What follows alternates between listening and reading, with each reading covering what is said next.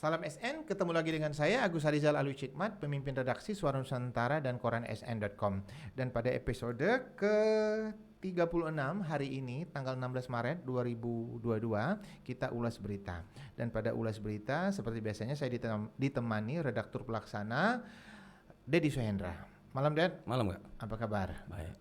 Dedi yang kesehariannya ini ngepost di Pengadilan Negeri Palembang ya. Iya. Dan yang mengolah berita Suara Nusantara di halaman 1 dan berita-berita utama di koran sn.com.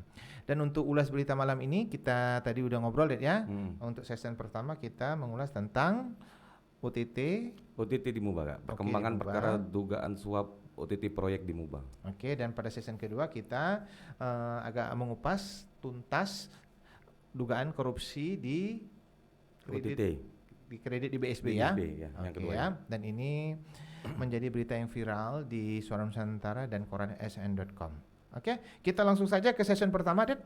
Perkembangan terakhir berita hari ini apa nih, Ded, tentang OTT KPK di Muba? Ya, hari ini 2 tersangka telah menjadi terdakwa karena kan tadi di Pengadilan Tipikor Palembang sudah dilakukan sidang perdana, itu agenda dakwaan untuk ketiga terdakwa. Oke, ya. Hari kemarin ada sidang juga kan, Ded ya? Ya, sebelumnya pihak dari penyuap dalam perkara tersebut sudah divonis oleh majelis hakim dengan hukuman vonisnya 2 tahun 4 bulan. 2 tahun 4 bulan ya.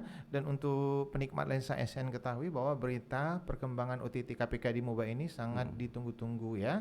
Bahkan beberapa penikmat lensa SN langsung WA saya apa perkembangan yang terakhir ya. Dan saya jawab langsung tunggu saja berita di koran sn.com ya. Dan kemudian kita mengulas sedikit, Ded ya. OTT KPK di Muba ini memang agak cukup panjang ya perjalanannya. Cukup panjang. Kita ulas sedikit, ada bantahan dari beberapa orang yang diduga menerima fee ya. Kemudian ada juga tentang uang ya. Tentang uang yang diceritakan di persidangan. Mungkin Dedi bisa menceritakan lebih detail tentang uang. Dalam perkara ini kan sebelumnya dari pihak terdakwa yang penyuap yang sudah divonis terungkap bahwa si pihak kontraktor yang memberi suap ini memberikan suap 4,4 miliar ke beberapa pihak, Kak. 4,4 miliar. 4,4 miliar. Tapi itu perkembangan terakhir ya? Itu yang waktu sidang perdana yang terungkap dari yang sudah divonis. Dalam sidang itu kan dihadirkan beberapa saksi. Para saksi dikonfrontir oleh hakim, oleh jaksa terkait aliran fee tersebut, dan memang ada beberapa yang membantah tidak menerima. Gitu. Oh, ada yang membantah yang tidak menerima ya. Walaupun ada berita yang kita buat itu ada pegawai dari perusahaan yang diduga menyuap itu memberikan ya. Iya. Kalau nggak salah ada kode-kode khusus bisa diceritakan waktu itu? Memang ada kode-kode khusus, Kak ya. Untuk kode-kode maksudnya untuk penikmat lensa SN kode-kode khusus yang diberikan ya. Iya. Oke, lanjut ya. Di situ kan ada pembukuan dari pihak perusahaan dari penyuap dibuat kode BOS gitu. BOS. Kode BOS. Mungkin ada kode-kode lain ya. Dan untuk kode untuk memenangkan perusahaan pihak penyuapnya ada juga kodenya, Kak. Kodenya itu calon pengantin gitu. Oh, calon pengantin. Wah, ini kodenya keren ini ya, calon pengantin ya. Dan kita sangat sayangkan ya, mengapa OTT KPK di Muba ini harus terjadi ya. Dan ini untuk kesekian kalinya ya di bumi Sumatera Selatan terjadi OTT ya. Sebelumnya karena kita ketahui ada beberapa kali OTT ya, mungkin kita bisa sebut di sini ya. Ada OTT KPK di Kabupaten Banyuasin. Benar. Kemudian ada OTT KPK di Morenim. Dan sebelumnya juga di Muba juga ada OTT nih, ya. Benar. Ini yang kedua kali. Ini yang kedua kalinya ya. Nah, kemudian untuk berikutnya, persidangan berikutnya apa nih dari agendanya? Karena hari ini dari penasihat hukum ketiga terdakwa yang sudah didakwa nggak mengajukan eksepsi, maka sidang pekan depan masuk pemeriksaan saksi. Pemeriksaan saksi ya. Dan kemudian ada juga ya saksi yang diperiksa menyebut ya ada dia memberikan fee dalam persidangan, ada berapa nilai nominal rupiah ya. Kemudian ketika dikejar oleh wartawan di luar persidangan dia membantah ya. Membantah ya. Oke ya. Dan kita konfrontir dengan yang diduga menerima, dia juga membantah ya. Benar. Dan inilah ya mungkin makin membuat perjalanan kasus OTT KPK Muda ini menjadi lebih lama ya. Lebih lama. Oke. Dan kemudian kita ketahui dulu ada beberapa orang yang sudah diperiksa ya. Iya. Pemeriksaannya ada waktu tahap penyidikan kemarin kan pemeriksaan di Brimopolda Sumsel, Kak. Oh, di Mapolda Sumsel ya. Jangan sebut nama, Dad. Iya. Tapi Suara Nusantara tidak mendapat akses ya Masuk untuk ke Brimob. meliput langsung ya. Tapi kita dapat keterangan dari Jubir ya, KPK. membenarkan bahwa Iya. ada pemeriksaan di sana ya. Dan kita ketahui juga ada juga pemeriksaan yang di Gedung Merah Putih ya. Iya, benar, Kak. Di Gedung Merah Di Putih. KPK, di ya. gedung KPK Jakarta. Oke ya, dan dalam persidangan nanti mungkin kita harapkan ada fakta-fakta persidangan yang memberikan terang benderang ya, Iya. biar kasus ini cepat menjadi tuntas ya. Oke ya. Kemudian di Muba sendiri itu mungkin sekarang sudah mulai hiruk pikuk dengan menjelang pilkada nih, Dad. Iya, benar, Ya, Kak. iya kita sentuh dikit beberapa calon mulai Muncul. memproklamirkan diri untuk menjadi bakal calon ya. 2024. Bakal calon Bupati Muba ya, dan mungkin penikmat lensa SN mulai baca di Suara Nusantara dan koran sn.com itu beberapa nama itu mulai memberikan apresiasi ya untuk beberapa kegiatan di rakyat Muba ya. Kemudian ada beberapa kegiatan ya, dan kita harapkan nanti ya Pilkada Muba 2024 akan melahirkan pemimpin yang bersih ya, hingga kasus seperti yang terjadi sekarang itu tidak terulang lagi ya. Kita harapkan begitu ya. Oke, kita lanjut ke ulas berita berikutnya, Dad. Iya. Apa nih kita sepakati tadi? Terkait dugaan korupsi kredit di Bank Sumsel Bubble, Kak. Oke, di Bank Sumsel Bubble ini sangat menarik ya. Dan Suara Nusantara secara running membuat berita tentang dugaan korupsi kredit ya, Iya, benar. di BSB Bank ini Sumsel. ya. Dan yang terakhir minggu lalu ya, Iya. itu tim Kejagung turun. Iya, Nah, benar. jadi bisa ceritakan itu. Untuk dugaan kasus korupsi kredit di BSB ini kan ada 2 perkara, Kak ya. Yang pertama ditangani oleh Kejati Sumsel dan yang kedua ditangani oleh Kejagung. Kemarin Kejagung turun. Tapi untuk kasus yang berbeda nih ya. Ya, kasus yang beda tapi sama-sama kredit kan. Minggu kemarin Kejagung turun memanggil sejumlah pihak dari BSB yang pemeriksaannya dilakukan di Kejati Sumsel. Di Kejati Sumsel ya. Itu kasusnya ditangani Kejagung Ditangani ya. Kejagung. Tapi karena mungkin kasusnya ada di Sumsel hingga pinjam ruangan Iya, ya, benar. pinjam ruangan di Kejati Sumsel ya. Dan beberapa mantan pejabat Iya, dan pejabat aktif di Iya. BSB itu diperiksa ya. diperiksa. Ada yang hadir, ada yang tidak hadir ya. Iya. Dan kita harapkan ada kejelasan juga ya nih Iya, ya. benar. Ada titik terang benderang Terang benderang untuk dalam kasus perkara yang ditangani oleh Kejagung ini ya. Dan keterangan Kepenkum apa itu, Dad? Kasus kredit macet juga apa gimana ini keterangan Kalau Kepenkum? dari keterangan Kasih Penkum terkait yang di tangan Kejagung ini terkait pemberian fasilitas kredit dari Bank Sumsel Bubble, terutama terkait pengelolaan prinsip kehati-hatiannya. Oh gitu ya. Tapi intinya kalau sudah ditangani Kejagung berarti ada sesuatu yang dipertanyakan ya. Iya, benar. Makanya dipanggil ya. Lumayan banyak yang dipanggil waktu itu. Ada berapa orang, Dad? Puluhan, Kak. Ada puluhan dari Senin sampai Jumat ya. Iya, Kamis, Senin sampai Kamis. Oh, Senin sampai Kamis, dan posisi Jumat minggu lalu tim Kejagung udah pulang Udah ke pulang Jakarta. kembali ke Jakarta. Oke, dan kita balik ke kasus kredit BSB yang ditangani Kejati. Oke. Oke. Untuk yang ditangani Kejati sudah ada 2 tersangka yang ditetapkan, Kak ya. Berapa hari kemarin berkasnya udah dilimpahkan ke Pengadilan Tipikor Palembang sehingga keduanya dalam waktu dekat akan disidangkan. Oke, ada satu yang ditahan, ada yang satu tidak. Iya, benar, Kak. Dari keterangan Kasih Penkum yang tidak ditahan ini karena sakit. Jadi status tahannya tahanan kota, Kak. Oh, tahanan kota ya. Sakit dan tahanan kota Iya. ya. Mudah-mudahan cepat sehat ya yang sakit ini ya. Bisa mengikuti persidangan dengan lancar ya. Oke ya. Dan kemudian ada pihak-pihak lain yang diperiksa terkait ini, keterangan terakhir dari KPNkum. Kalau Kasih Penkum bilang untuk pengembangan perkara ini masih menunggu fakta persidangan dari 2 tersangka yang akan disidangkan ini, Kak. Oke, dan kasus ini memang untuk kasus yang lama ya. Iya. Untuk kasus yang lama dan lumayan panjang Lumayan perjalanannya. panjang. Oke, dan sekali lagi penikmat SN, koran sn.com itu sangat detail membuat berita ini per item ya, dan running setiap hari ya. Dan kasus ini ya, saya bisa sebut kasus ini sudah dikomentari beberapa tokoh Sumsel ya. benar. Kita sebut di sini Pak mantan Kabar Eskrim, Pak Susno Duaji, kemudian dosen Fakultas Hukum Universitas Sriwijaya ya, Pak Ruben.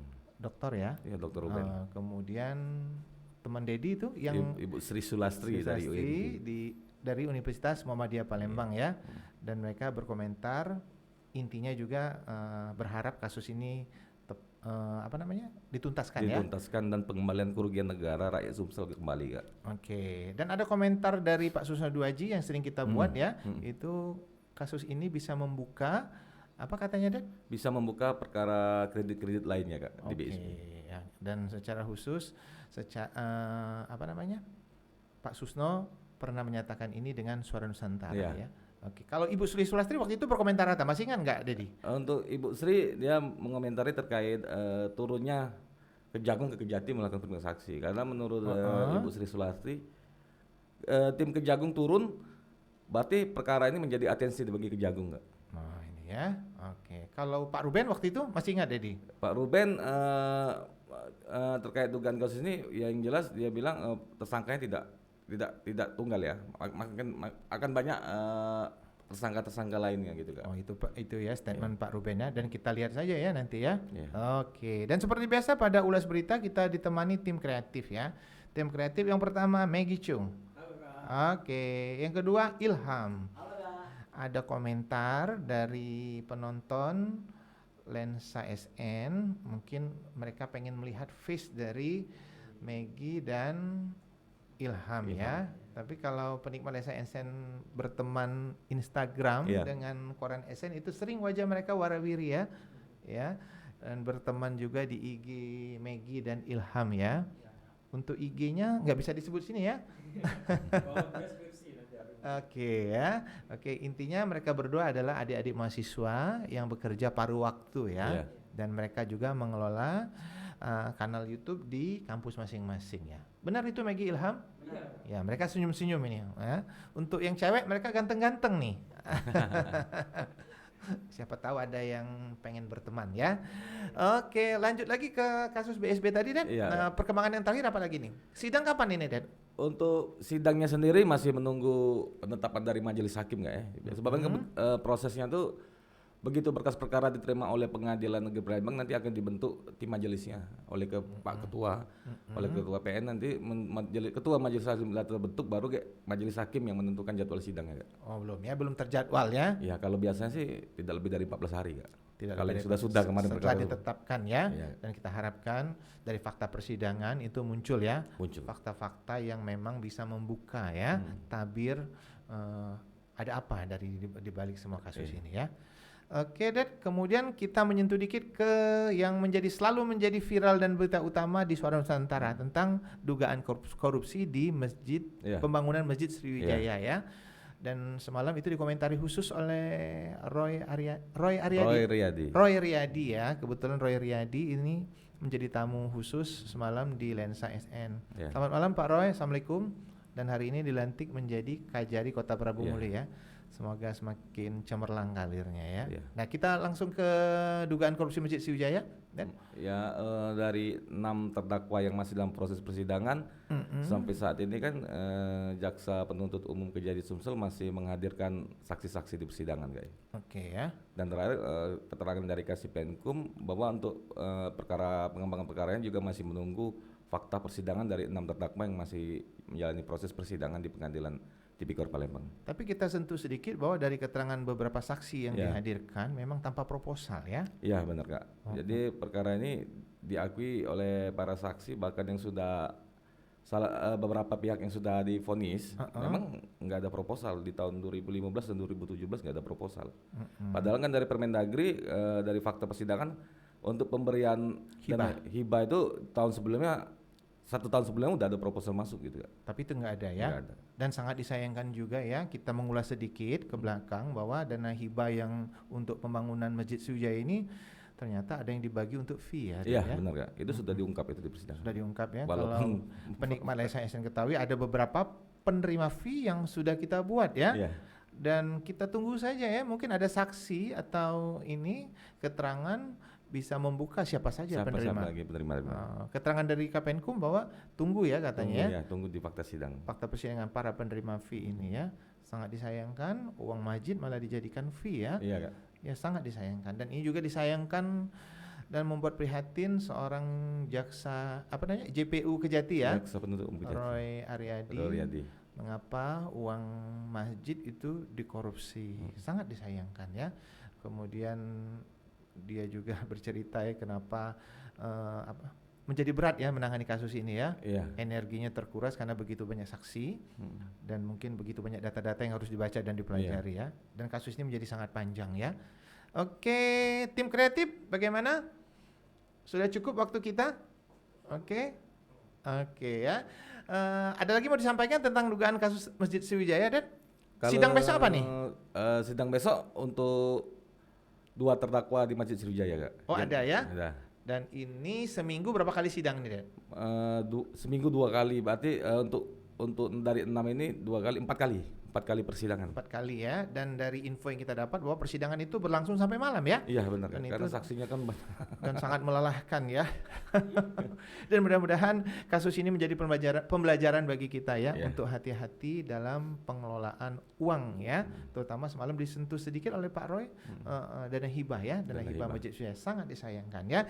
Oke, penikmat Lensa SN, seperti biasanya sebelum kita tutup ulas berita malam ini ada quotes ya, dan quote malam ini dari tim kreatif Ilham ya, bahwa dia menitipkan quote yang sangat bermakna ya.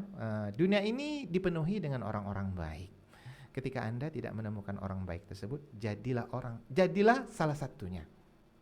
Demikian sahabat Lensa SN, jangan lupa untuk like, comment, share, dan subscribe kanal YouTube Lensa SN biar informasi menarik dari kanal YouTube ini tersebar merata di bumi Sumatera Selatan. Demikian dari saya, wassalamualaikum warahmatullahi wabarakatuh.